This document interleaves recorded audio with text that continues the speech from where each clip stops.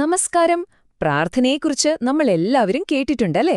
പക്ഷേ പ്രാർത്ഥനയെപ്പറ്റി നമ്മൾ അത്രയൊന്നും ചിന്തിച്ചിട്ടില്ലാത്ത ഒരു ചോദ്യമാണ് ഇന്ന് നമ്മൾ പരിശോധിക്കാൻ പോകുന്ന ഒരു പ്രഭാഷണത്തിൽ പറയുന്നത്.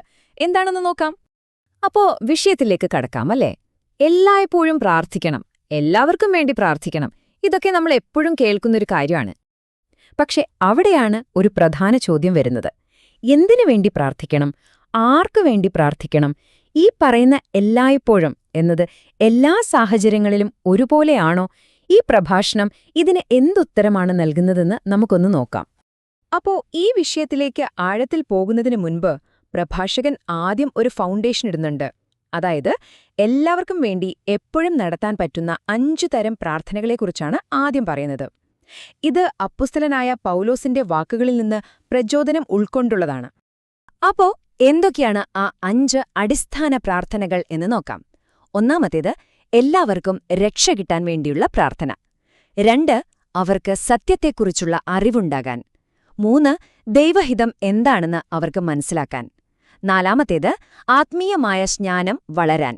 പിന്നെ 5, വിശ്വാസത്തിൽ നിൽക്കുന്നവർക്ക് വേണ്ടി നന്ദി പറയുക. ഇതൊക്കെയാണ് ആ സാർവത്രിക പ്രാർത്ഥനകൾ. ഈ ഒരു അടിസ്ഥാനം ഉറപ്പിച്ചല്ലോ. ഇനി ഈ പ്രഭാഷണം ഒരു പുതിയ, കുറച്ചുകൂടി വെല്ലുവിളി നിറഞ്ഞൊരു ചിന്തയിലേക്കാണ് നമ്മളെ കൊണ്ടുപോകുന്നത്. ഇതാണ് ഈ പ്രഭാഷണത്തിലെ ഏറ്റവും പ്രധാനപ്പെട്ട ചോദ്യം.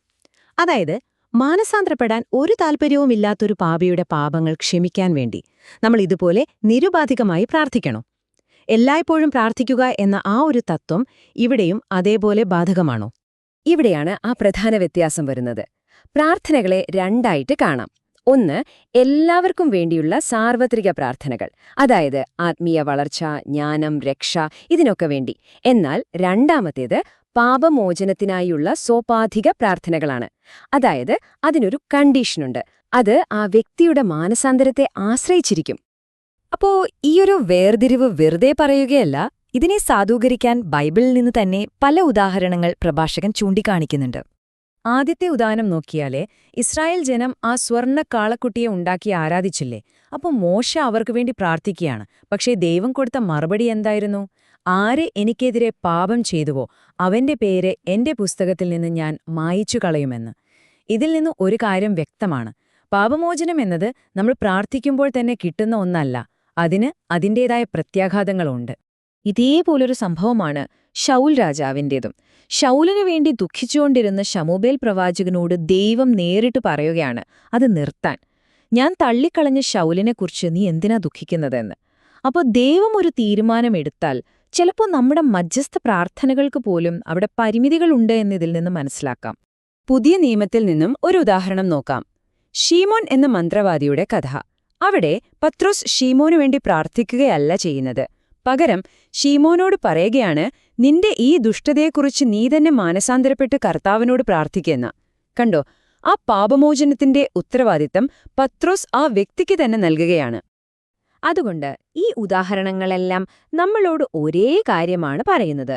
ക്ഷമ ലഭിക്കുന്നതിനു മുൻപ് ദൈവം മാനസാന്തരം ഒരു മുൻവ്യവസ്ഥയായി വെക്കുന്നുണ്ട്. പാപത്തിൽ നിന്ന് സ്വയം പിന്തിരിയണം എന്നുള്ളത് നിർബന്ധമാണ്. ശരി, അപ്പോൾ എന്തുകൊണ്ടാണ് ഇങ്ങനെയൊരു വ്യത്യാസം വരുന്നത്?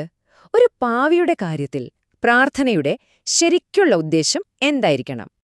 ഈ പ്രഭാഷണം പറയുന്നതനുസരിച്ച് പ്രാർത്ഥനയുടെ ലക്ഷ്യം പാപിയെ അയാളുടെ ഉത്തരവാദിത്തത്തിൽ നിന്ന് ഒഴിവാക്കുക എന്നതല്ല, മറിച്ച് ആ വ്യക്തിയെ സ്വന്തം പാപം തിരിച്ചറിയാനും അതിൽ നിന്ന് മാനസാന്തരപ്പെട്ട് ദൈവത്തിലേക്ക് തിരികെ വരാനും സഹായിക്കുക എന്നതാണ്.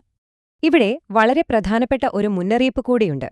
മാനസാന്തരപ്പെടാത്ത ഒരാൾക്ക് വേണ്ടി നമ്മൾ നിരുപാധികമായി ക്ഷമയ്ക്കായി പ്രാർത്ഥിച്ചാൽ അവർക്കൊരു തെറ്റായ സുരക്ഷിതത്വബോധം കിട്ടിയേക്കാം. ആരൊക്കെയോ എനിക്ക് വേണ്ടി പ്രാർത്ഥിക്കുന്നുണ്ടല്ലോ, അതുകൊണ്ട് ഞാൻ എന്ത് ചെയ്താലും കുഴപ്പമില്ല എന്നൊരു ചിന്ത വന്നാൽ അത് യഥാർത്ഥ മാനസാന്തരത്തിന് ഒരു തടസ്സമായേക്കാം. ഓക്കെ, അപ്പോൾ ഇത്രയും നേരം നമ്മൾ ചർച്ച ചെയ്ത കാര്യങ്ങൾ ഒന്ന് ചുരുക്കി പറയാം. ചുരുക്കി പറഞ്ഞാൽ ഈ പ്രഭാഷണം മുന്നോട്ട് വയ്ക്കുന്ന ആശയം ഇതാണ്: എല്ലാവരുടെയും ആത്മീയ നന്മയ്ക്കായി നമുക്ക് എപ്പോഴും സാർവത്രികമായി പ്രാർത്ഥിക്കാം. രക്ഷ, സത്യത്തെക്കുറിച്ചുള്ള അറിവ്, ജ്ഞാനം, ഇതിനൊക്കെ വേണ്ടി. എന്നാൽ പാപമോചനത്തിനായുള്ള പ്രാർത്ഥന സോപാധികമാണ്. അത് പാപത്തിൽ നിന്ന് പിന്തിരിഞ്ഞ് മാനസാന്തരപ്പെടുന്നവർക്ക് വേണ്ടിയുള്ള ഒന്നാണ്. നമ്മുടെ ലക്ഷ്യം മാനസാന്തരത്തെ പ്രോത്സാഹിപ്പിക്കുകയാണ്, പാപത്തെയല്ല. ഇതാണ് ഇതിലെ ഏറ്റവും പ്രധാനപ്പെട്ട ആശയം. പ്രാർത്ഥനയുടെ ലക്ഷ്യം മാനസാന്തരത്തെ സാധ്യമാക്കുക എന്നതാണ്, അതിനൊരു കുറുക്കുവഴിയാവുക എന്നതല്ല. അപ്പോ ഈയൊരു കാഴ്ചപ്പാടിൽ നോക്കുമ്പോൾ പ്രാർത്ഥനയുടെ റോൾ തന്നെ മാറുകയാണല്ലേ?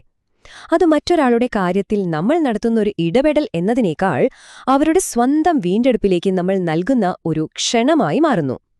ഈ ഒരു ചിന്തയോടുകൂടി നമുക്കിന്നത്തെ ഈ വിശകലനം അവസാനിപ്പിക്കാം. നന്ദി.